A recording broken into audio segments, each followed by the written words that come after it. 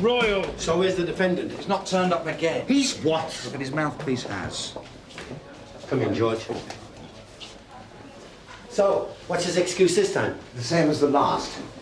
His reliance upon a kidney machine. But that's just another con trick. Yeah, you could be right. Kidney patient or no kidney patient, James Price is still a fraudsman. He's conned too many people. So what are we doing? Well, I suggest we ask for the court to receive audience in the absence of the accused due to ill health. But his brief won't buy that, will she? No. It's my bet they'll try for a further remand. With bail again? Of course. But that can go on and on until it no longer looks like a triable offence. Which means we can't take it to our higher court, because some clever bastard will start saying that a long remand is sentence enough. They're obviously after sympathy from the court. Yeah? What about sympathy for Price's victims? Cheated out of their life savings, most of them. And I'd like to know the answer to another thing. Why was this case switched to a bench? Because a stipendiary wouldn't have put up with this. He'd have seen right through the bull. Well, you'll have to thank Price's solicitor for that one. What, you mean she rigged it? Well, let's say she knows her courts and when to keep her clients away from the stipes. Marvellous. It's just a matter of ducking and diving at the right times. We all do it. Do we? The stipendiary for today had a heavy list to deal with. Looks like it. You know something, George? I bet you that Price is out there somewhere now setting up another con. I mean, all that claptrap about a CAPD machine. I reckon he plugs himself in and out of the mains whenever it suits him. I mean, he's not exactly knocking over banks, is it? In his game, he can operate just as well on one cylinder. But that's not the way the bench will see it. Especially not this bench. What do you mean, especially not this bench? Price's solicitor knows her courts. Today's chairman is also a member of the General Medical Council. A nice move, eh? Oh, you two, give us an hand with this lot, will you? What, we've just come in for refreshment. Look, it'll only take a minute. Now grab hold of this. So where's it going? CID. What, up them stairs? Yep, up them stairs. Yeah, well, sorry, if you lot want to kick your office out, you'd better get the civvies in to help you. This isn't for us. We're still using carbon paper. So who is it for? This is evidence, this. Vital evidence. Now mind how you pick it up. I'll see you up there. I represent the defendant, James Anthony Price. Mr. Price is not here in person. No, sir. My client is unable to surrender to the custody of the court because of illness. He is unable to travel or to give evidence, even though he had every intention of doing so prior to his sudden relapse. What's the nature of his illness, Miss Porter? My client suffers from periodic kidney failure, sir, and relies upon peritoneal dialysis. Well, due to the stress of preparing himself for this hearing, he's had an attack, which has produced nausea, vomiting, and a high temperature. He has been advised by his GP to stay home and rest. Do you have a certificate from the doctor stating this? I do. A copy has also been sent to the court.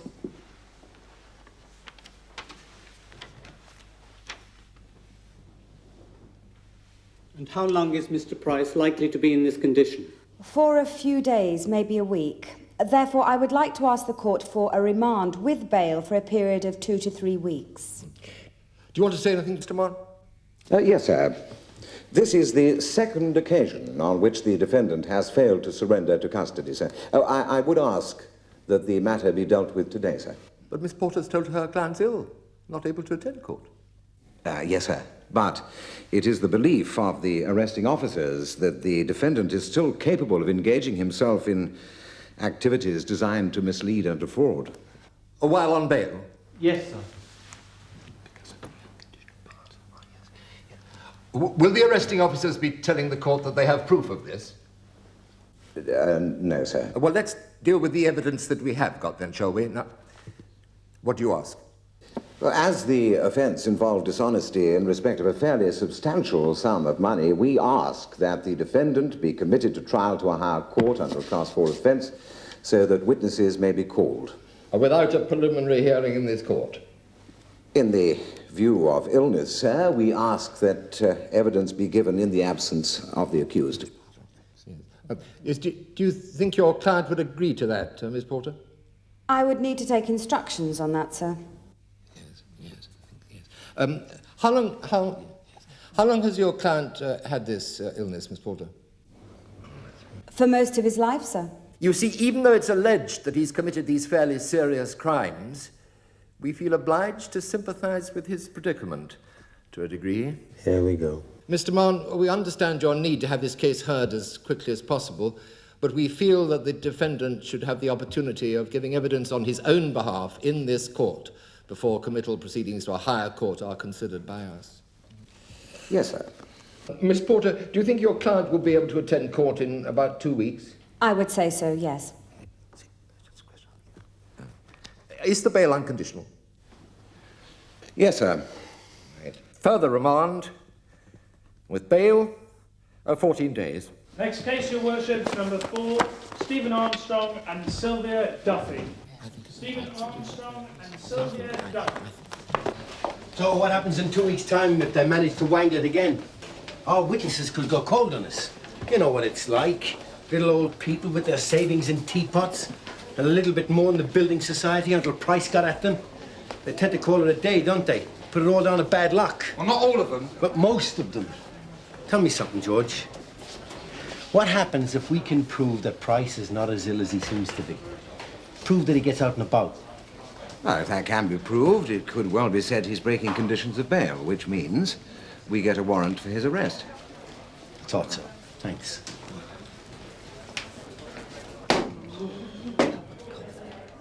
Hiya.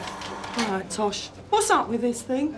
It's on the blink. Yeah, so's the one in the recreation room. Yeah, I know. How are you supposed to get a quick cup of coffee in this place without having to queue up? Oh, that's easy. You make it yourself. Brilliant. Serve you right. I've given up making my own coffee in this place. And do you know why? No. Because no one except Muggins here bothers to bring anything in.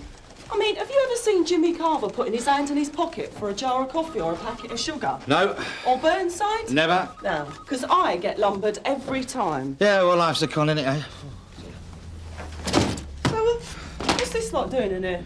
That container load that went missing a couple of months back. This is some of it. Well, I've got 3 of them. Just need to find another 52. There's a load of mugs in this world, isn't there? I mean, look at this lot. Yankee equipment on its way to US bases in Europe when it got nobbled, and now it's just turned up on the bent market. Some people will do anything just to get their hands on flashy machinery on the cheap. Looks all right to me. Yeah, but it's not all right. It's the wrong voltage for a start, and you've got to lug around this transformer to make it work.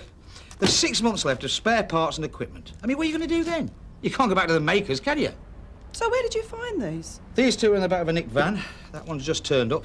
Some small business went bust, and when the bailiffs went in to stick a few tickets on things, they got sus when they saw this lot. So, I should get an idea where they came from. Hopefully. See ya. Good morning. I'm sorry we're not here to take your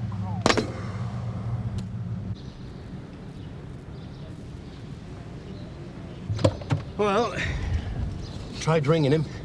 I was going to pretend to be a punter for the Friendly Society. So what happened?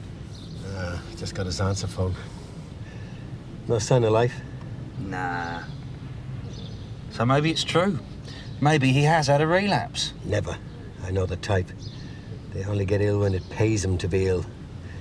I bet he's in there now with his feet up and a glass of scotch in his hand, laughing at us and toasting to British justice. So did we talk to his GP? Yeah, what's the point? He's got all the props he needs. A medical report and that contraption he plugs himself into. To think I paid my national insurance contributions all these years to support Tuaregs like him. So what are we going to do? Sit around here all day? Nah, we'll come back in an hour. On the hour. I've got a pair of pliers, haven't you? Eh? Get up on the roof, disconnect his electricity supply. Criminals who are disabled? Yeah. Yeah, I've known a few of mine, sir. Kidney patients? No, not kidney patients. I've come across quite a few diabetics, 1 or 2 epileptics. I mean, I even knew a fellow once in a wheelchair tried to hold up a building society. Mind you, he wasn't really a criminal, you know, he was just hard up. Yeah, and stupid. Oh, yeah. James Price is a kidney patient. Yes, I know that. And I want to know how Price operates. Therefore, I need to talk to a criminal or an ex-criminal who has to go through the same performance. Liver wouldn't do, would it? You'd be surprised how many criminals die of cirrhosis of the liver. Drink and crime often go hand in hand, you see. You don't have to tell me that, Ron. Thanks anyway. How about a colostomy? No. So why concentrate on ex-villains? You can get much closer than that. How? Ex-coppers. Take Harry Pryor for a start. He's a kidney patient. Good idea. Oh, Ted. Oh, yes, good to see you, mate. Good to see you too, Harry. How's the bird table business? Oh, fine. You know Jim Carver? No. Harry Pryor, he used to be with us in the old days. Yeah, the old days. 4 years and 10 months ago. Harry was one of the best DSs we ever had. Some say even better than me. He was in line for Galloway's job. So what'd you do, Harry? Retire? No, I got kicked out, didn't I? Kicked out? Yeah, kicked out of the game. A baseball bat did my ear in. A couple of boots in the back put paid to my kidneys. But, you know, just the everyday call, run-of-the-mill stuff, tall-step inquiry. Oh, I'm sorry to hear that, Harry. Listen, Harry, we'd like a favour. We'd like to have a look at your machine. Oh, fine. Help yourself. You thinking of taking up a Mickey Mouse career, then? No, not this. We'd like to have a look at the machine that keeps you alive. Oh, be my guest. It's not a machine, actually, anymore. I've graduated from that. This is a glorified pump. Increased freedom, they call it. It's not what I'd call it. Here are my groceries. Dialysate bags, filters. The hospital provides all that.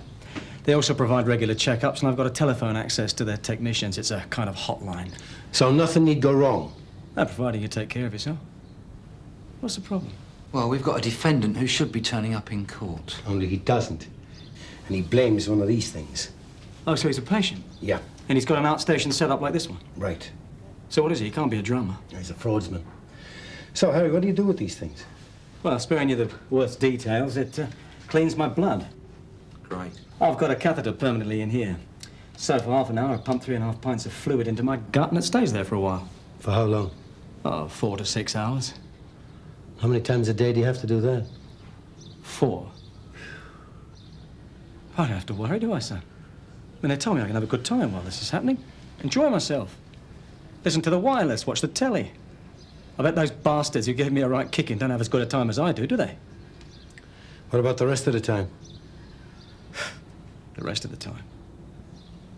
Yeah, the rest of the time I just live a normal life, as they say. Yeah, well, our con man isn't leading a normal life right now because he's decided not to play the rules. Harry, how can I get someone in your condition to panic? Well, what have you been doing? Well, we're watching the house. Has he seen you? Dunno, maybe. Well, let him see you. Yeah, make him see you. Make him sweat. Have you talked to the locals, neighbours, shopkeepers? If you haven't, do it. Make a show of it. He knows that you can't question him while the case is pending, but I bet you he knows you've got the right to talk to anyone else. And that'll worry him, too. We tried phoning him a few times, but he won't answer. Well, of course he won't. And he's not going to use the hotline, is he? That'll bring out a nurse or a technician. He's not going to want you talking to them, is he? Nah. Not if he's trying to put one on. Now, just stick with him. Ring him. Hound him. With a bit of luck, you make him cock up his routine. Well, then what? Well, then he'll panic, won't he? Then he'll have to come out. What about a fixed shelving? Nah, don't want it. Can't sell it. Favril Enterprises. First floor. Cheers, mate. One hospitality trolley. What's it look like? How do I know? Well, if you don't know, how do I know? It had wheels on it. Hey, hang on a minute. I'm sorry, I just can't take any more orders. Yes, bye. Ah, Mr. Prentice. Yes. Scannell Police. Police? Oh, that's all I need. One printer. Back office. Right. Oh, here, Johnny. No, you don't. Next time I got one, I'll bid for that. Who says so? We'll check your list. I take it you're winding up your business. Right. Well, that's one way of saying I've gone bust. No, not those, they're personal. What about a plant, mate? Yes, you could take that. Well, I don't want it as a real one. It's fake. Oh, terrific. Mr. Prentice, I want to talk to you about a Holland and Butte photocopier. Do you own one? I did, but I mean, it's not here now. The bailiffs took Is that it. yours or mine? Mine. You sell up all you've got left, and what do you get? You get the vultures in. Mr. Prentice, the photocopier. Where did you get it? I bought it. Oh, look at that. Suppose I better hang on to this. It's an anniversary present from my staff for our first year together. So where do you buy the copier, Mr. Prentice? Oh, my ex-secretary saw a card advert in a shop, rang these people up. What people? Didn't give a name. Did you realise the photocopy was stolen, Mr. Prentice? Stolen? Yes. Was the machine delivered to you? No, my secretary went with one of my staff to collect it. From where? Well, would you believe, in a field?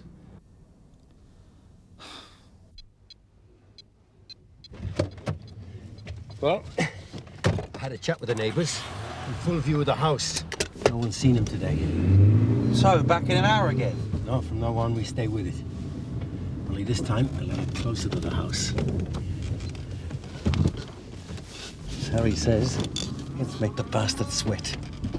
Yes, hello. I want a photocopier, please. I believe you sell them. Hello, yes, a copier. How? Well, I saw one of your ads in my local shop window. Yeah. Oh, have you? Yeah, well, it was a few weeks back now, I suppose, yeah. But you see, I've only just now really made up my mind that I really want one, if you see what I mean. Oh, have you? Well, that's great. Well, cash, no problems at all. No. So where do I find you? Bygate Marsh. I know, yeah. It's by the brickyard, isn't it? Right. So I do a left, then a right. Smashing. Oh, look, it's a bit quiet here at the moment, so if you'd like, I mean, I could actually pop over now and see you, if that's right with you. Yeah? Oh, that's great. All right. I'll see you then. Bye. I think I found myself another little photocopier. Good. From where? At the top end of a field. Aye. That equipment was nicked weeks ago. Now, anyone with any sense would steal it in bulk and sell it in bulk. I mean, how they can make any proper money as it is now, eh? Selling in ones and twos. Who? Listen, can I borrow your briefcase? Sure. So, and your brolly. Yeah. Cheers. Do you need some help? No, listen, I'll give you a ring if I do. That'll do. Here, give it. Yeah. There you go. Now then, do I look like an up-and-coming small-time businessman? No. Oh, well, I'll see you.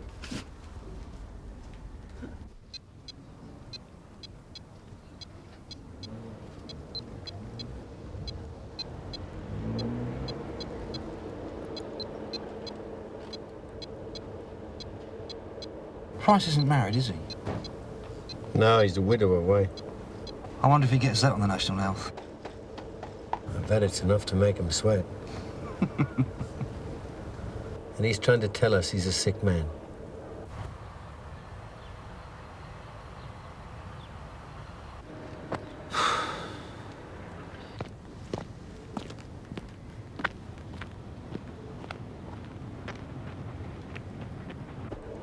Here. I'm gonna have another look around the back of that house. All right.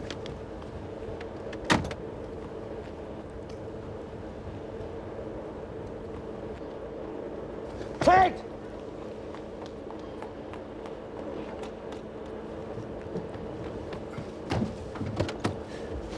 They're doing a runner.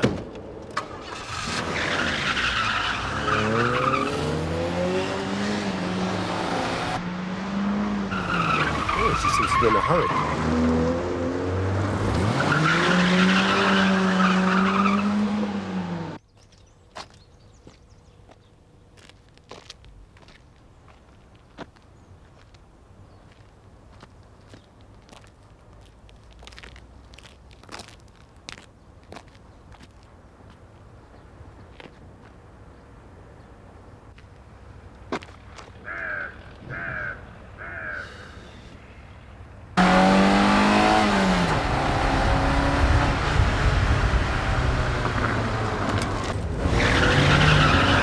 Come on, baby.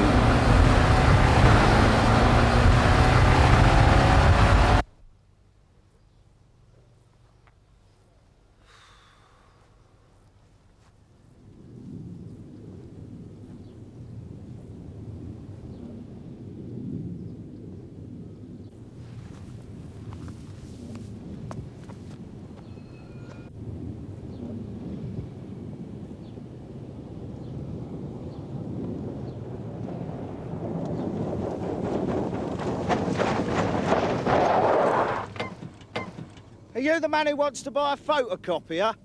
I should think so, yes. This is going to be fun. Don't sweat.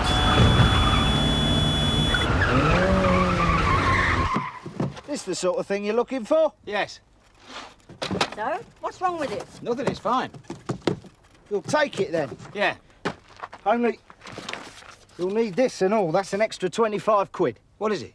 A transformer. You never said nothing about a transformer on the phone. Look, you either want it or you don't. I'll have it. But first I want to know where you got it from. No, can't tell you that. And secondly, I'd like to tell you that I'm a police officer. Hey? Hey! Tommy, don't be stupid! All right, madam. Can I have your name, please? Rose. Rose Hall. Well, before I caution you, Mrs. Hall, perhaps you'd like to tell me where the rest of the stolen property is. You better get in and I'll show you.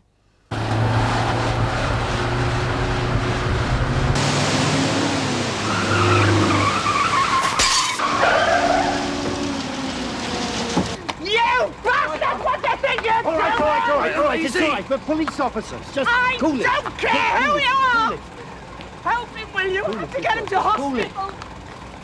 He's ill. He's a kidney patient and his machine is packed up on him. Please help him, please. Help my father.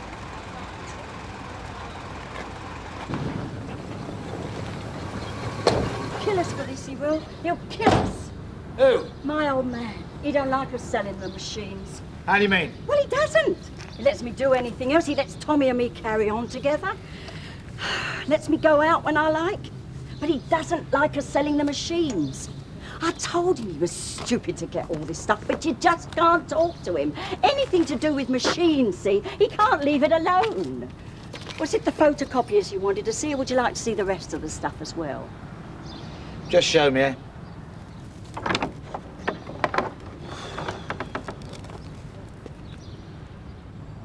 Good grief. So, I suppose you want to be talking to my husband as well, will you? Jim.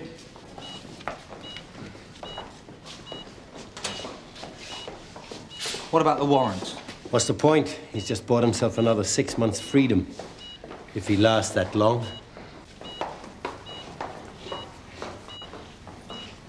Next time, Price. Next time.